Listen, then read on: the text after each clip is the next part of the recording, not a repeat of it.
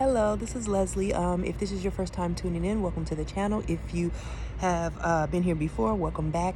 So I have a couple of visions just to share very quickly. If you haven't already noticed, there are a lot of videos out talking about the wealth transfer and Shiba Inu coin. And I have not watched any of those videos because I was like, God hasn't talked to me about any of that, so I'm not going to share what or talk about what he hasn't given me necessarily to talk about. I'm just going to try to stay in my own lane, just share what he gives me. And I completely forgot that he actually had talked to me a little bit about that. And so on 9/7, God gave me a vision. And I'm pretty sure I didn't share it because I forgot about it. So he gave me a vision of I could see up into the sky, and there was like a tornado or a whirlwind up in the sky, and it opened up, and as it opened, a hand came out, and when the hand came out, it had a jar in it, and the jar was full of gold coins, and the hand was shaking the coins out all over the land. So many coins all over the land. And I forgot about the vision, right? So I didn't think anything of it. Then exactly a month later, 10/7, because the first one was 9/7/22. On 10/7/22, I saw camels. And there was a camel that was carrying so much stuff on it. It was like, it wasn't breaking down, but it was kind of bending down under the weight of everything that it was carrying. It was carrying like beautiful linen. I saw pink and purple linen fabric, if you will, that it was carrying. And then it had lots and lots of bottles on its back, right? And one of the bottles, it was so many bottles that one fell, and when it fell, it opened, and it was like, it was filled with, I don't know if it was a golden spice or if it was like crushed up, ground up gold itself, I'm not sure. But when it fell down the camel's back, all of the like gold, I'll say it was a spice because I'm not sure, but all of the gold kind of went down the camel's fur, and it was so beautiful and so bright, so brilliant. So those were the two visions. And after the second vision, it was like something snapped in my head and reminded me of the very first one.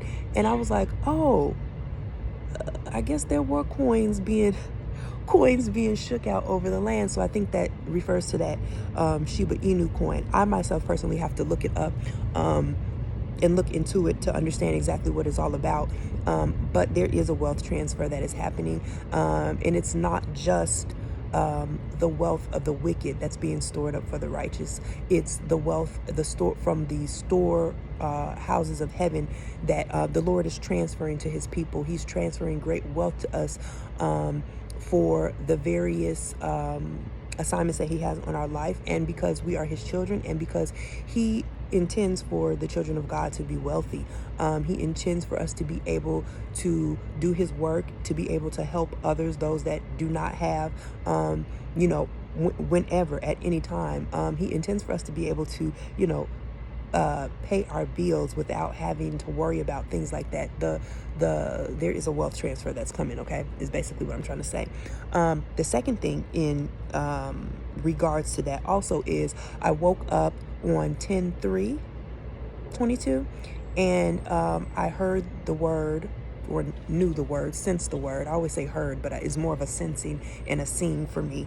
The word, which is actually a name, Barzillai, Barzillai, okay? Barzillai. I knew it was biblical, but I wasn't sure exactly what it meant. The name means iron, but if you go to 2 Samuel 17, that's where we first find out about Barzillai, and more so in 2 Samuel 19. But in 2 Samuel 17, we find that Barzillai is one of the couple of men who come to the aid of King David, okay? And I'll just read you just a couple of these scriptures just so you know what I'm talking about. But 2 Samuel 17, starting at verse 27, says, when David came to Mahanaim, Shobi, son of Nahshon, from Rabbah of the Ammonites, Machir, son of Amiel, from Lodabar, and Barzillai the Gileadite, from Rogalim, brought beds, basins, and pottery items. They also brought wheat, barley, flour, roasted grains, beans, lentils, honey curds, sheep, goats, and cheese from the herd for David and the people with him to eat. These were his, I think did he have 12,000 soldiers with him? I believe he had 12,000 soldiers with him to eat. They reasoned the people must be hungry, exhausted, and thirsty in the wilderness.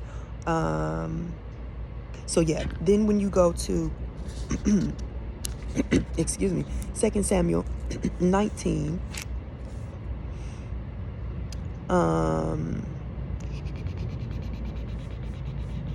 where is it? Oh my goodness, I'm sorry. I'll kind of paraphrase until I find it. But basically, David wanted to repay Barzillai for his kindness, right? He wanted him to come back with him to his kingdom. But Barzillai was an older man. He was about 80 years old. And Barzillai was a wealthy man, okay? And what God was sharing with me is that it's kind of twofold.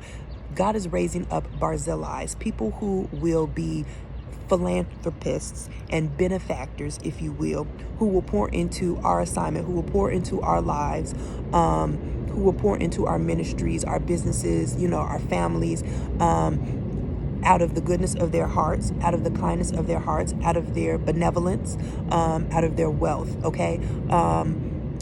They will just give. A philanthropist is somebody who just gives into different causes because they have the ability to do so. Maybe they like what you stand for. They like you. They like the cause. They resonate with it in some kind of way. And so they will just pour, their wealth and their resources into that cause. God says that he is raising up Barzillai, even with this wealth transfer. It's a part of this wealth transfer. I hope I'm making sense. There are some that are already in position, like Barzillai, who have old money, who have wealth, who are like, I don't have anything else to do with this money. I want to give it to those that are in need. I wanted to give it to those who I see the vision. I see what God is birthing in them. I see the assignment on their lives. God has specifically told me to give into those people. And this is twofold, because while God is raising up Barzillai, he wants those that are not Barzillai to be receptive to the Barzillai, okay? He wants you to be receptive to those that are going to pour into you. When he sends you a Barzillai, do not turn this person away. There are people that God will send to be a benefactor to you, that God will send to bless you, okay? Do not be, don't have false humility. Don't have pride and say, oh no, when somebody is trying to bless you, allow them to bless you, okay? Accept the blessing, because not only is it that they're blessing you, but you don't know what it is that God plans to do for them by being obedient and blessing you. It's like a chain reaction, okay? It's like a pay it forward type of thing. You don't have the right to stand in between what God is telling someone else to do. If he's telling somebody to give you, resources and wealth, to put houses and land in your name with nothing in return, you do not stand in the midst of that. You say thank you to the Lord, and you say thank you to that person. You accept the blessing that they're giving you, because you don't know what it is that God has in store for you to do with that. He may very well give it to you so that you can transfer it to somebody else. You do not know. His thoughts are higher than our thoughts. His ways are higher than our ways. His ways are not our ways. You don't know what his plan is. You be obedient. Extreme obedience is what's necessary in this season. And so when God sends a Barzillai to you, do not use pride and false humility as a reason to not accept and, give it to somebody else who's more deserving, or give it to somebody else who's more in need. You may not even be in need. It doesn't matter. Accept what it is that God is trying to put into your hands, because you don't know who he has for you to transfer it to. You don't know who he has for you to be a blessing to, via the blessing that was given to you. So I hope that makes sense. And I think that's all that I have for that word. So yeah, that's the word. Oh, and I forgot this part. Okay, so because Barzillai took it upon himself, or, by the unctioning of the Lord, to bless King David in his time of need. David, as you know, was God's chosen man. Later on, as we go into chapter 19, David, asks Barzillai to cross over with him, and he will provide for him at his side in Jerusalem. He wanted him to work closely with him, like in his court, if that makes sense. Barzillai refused because he's older, right? Not because he didn't want to do it, but because he knew he was getting to the point of death, and he wanted to stay where he was and live out his last days in his own place, in Rogelim, I think is what it was. But because of his kindness, because of his benevolence,